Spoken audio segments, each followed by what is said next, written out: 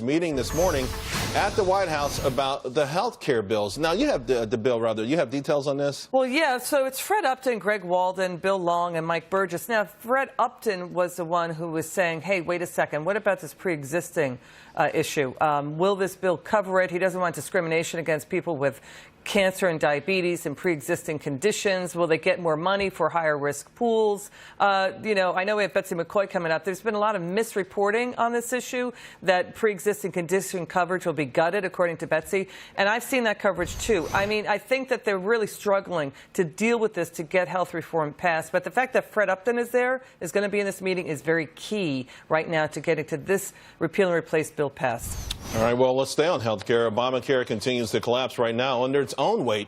Aetna will scale back its participation in the exchanges again in next year, citing massive losses there. Betsy McCaughey, the author of Beating Obamacare, is indeed here right now. Betsy, you wrote a scathing article, and you called some of the Republicans, you said that they're, quote, running scared. Well, they are, because they're cowed by the false reports, false media reports, that this bill guts protections for people with pre-existing conditions. That's exact quote from CNN website. A lie right across the top of the CNN website, but it's typical of what they're hearing.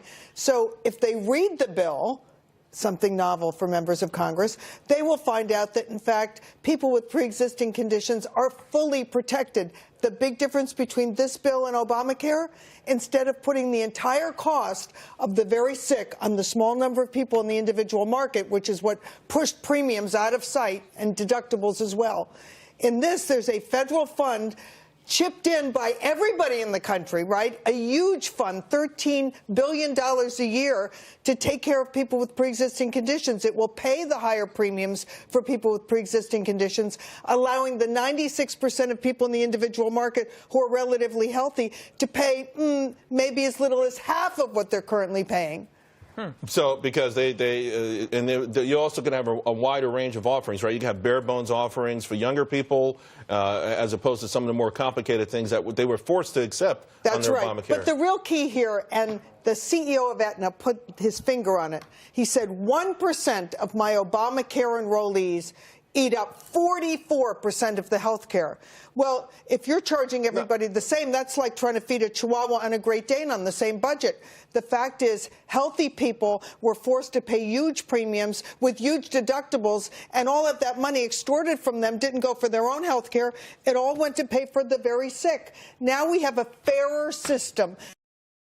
Federal dollars contributed by everybody, not just people in the individual market, will fully pay the costs of those people with pre-existing conditions. It's a fairer system, and it will protect those people. But will this? You can tell that I'm passionate about it, because I hate the lies. But that's why you have me on. But by the same token, you have the moderates who are President Trump's going to try to flip today.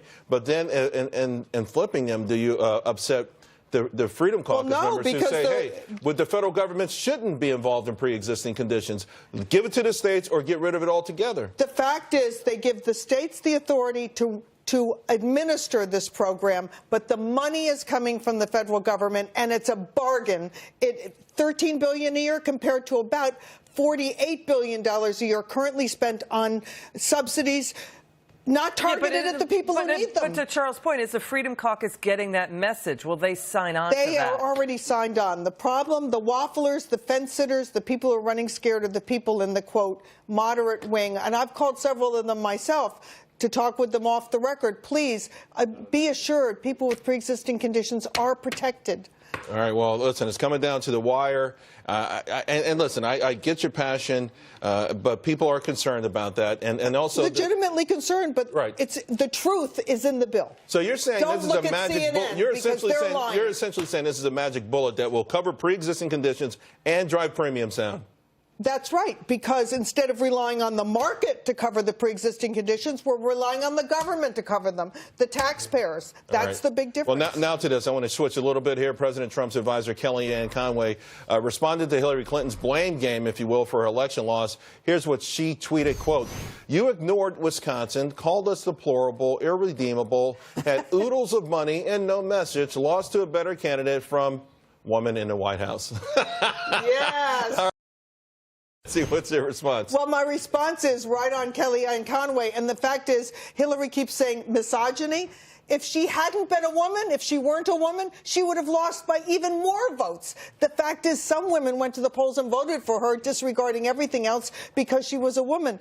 And to blame Russian interference in the election, Russia interfered with public opinion, and countries have been doing that since the beginning of time. Remember the Alien and Sedition Acts? Remember how Britain interfered with our 1940 public opinion on the eve of the Wilkie FDR election? Right. The fact is they didn't tamper with the voting machines. They didn't tamper with the vote tally. They simply influenced public opinion, and that's an old story. I got to tell you, I'm so sick of it, too. It is an old story. Hillary, you lost because you were a terrible candidate. You Betsy, lost, baby. You're a great guest.